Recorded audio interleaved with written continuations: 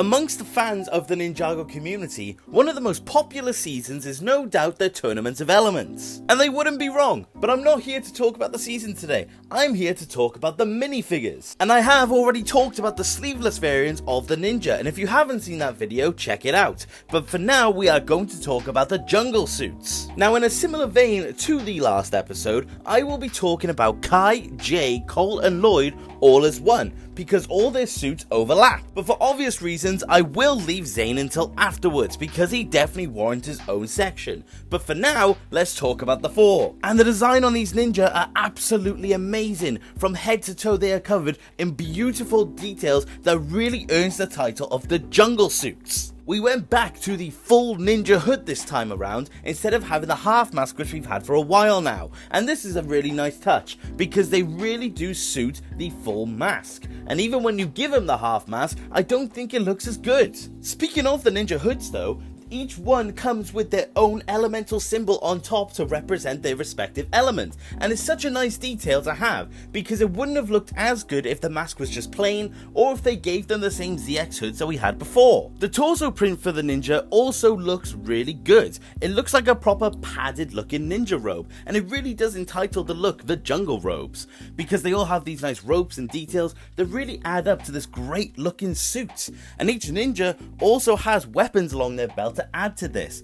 Kai and Jay have their nice daggers on them, and Cole and Lloyd also have scythes on them, and it really does add to that level of detail. The back printing also follows this theme. The amount of leather padding that these suits have really does fit the term of the jungle robes, like I said, and I really do think it all comes together to make this amazing looking print. The leg printing are also a really nice looking update on a standard ninja robe. They've all got their padded knees to again coincide with the theme, but other than that, they all just have a nice standard looking belt, and I really do think it fits them perfectly, and it does just make, like I said, for an overall amazing print. The only thing I haven't really mentioned for these figures are the head prints, because they're quite standard at the minute in terms of Ninjago, and we won't really get anything different until a few seasons later. But other than that, they do look great, and you can give them the hairpiece from the tournament before, and it does make for a great look. But as a standard, this is how they look. But overall, for these four, they are amazing looking minifigures, and they are a personal favourite of mine. And there's a reason why these suits have become somewhat iconic. Their CGI renders are used a lot, they were used in the LEGO Dimensions game, they really did leave their mark on the community.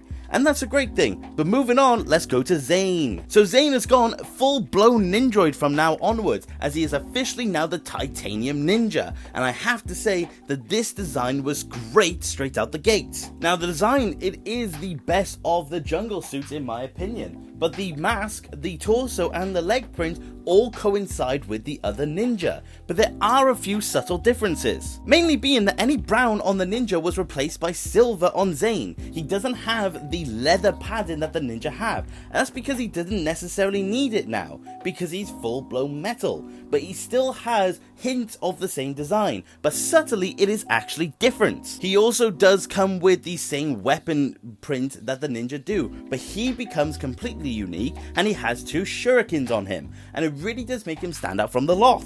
The back print is also fairly different from the ninja. Whereas the ninja had tons of leather and printed in sword scabbards on their back, Zane actually has his power source on his back, and it's such a good detail, and again makes Zane stand out in particular, and which is great, because this is possibly one of his best minifigures. He was also the only one of the ninja to actually have shoulder armor this time round, and it wasn't exactly explained, and during the show he frequents between having it and not having it, but overall it is again another aspect of Zane that makes him stand out more, and I'm glad that they did it because they clearly wanted to show off Zane's new look, and this certainly accomplished it. He of course now also has a new head print, and it's such a good looking print, and it's also dual-sided. On the one side, he has a standard smile, which is a really nice looking print to say the least, but on the other side he has this blue visor for when he has his mask on, and this is such a good look, and luckily we have it through until season 7 in the show, but in minifigure form, we do keep it for a while, and that's such a nice aspect to have.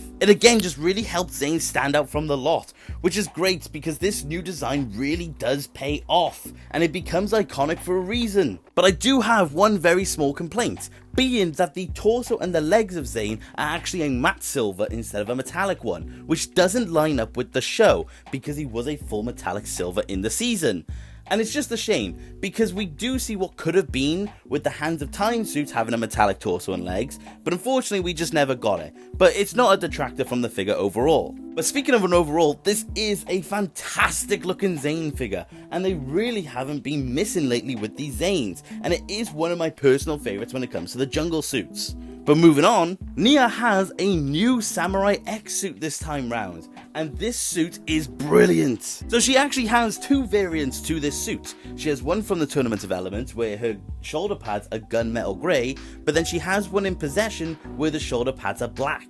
And I will be showing off them both because they are virtually identical apart from that.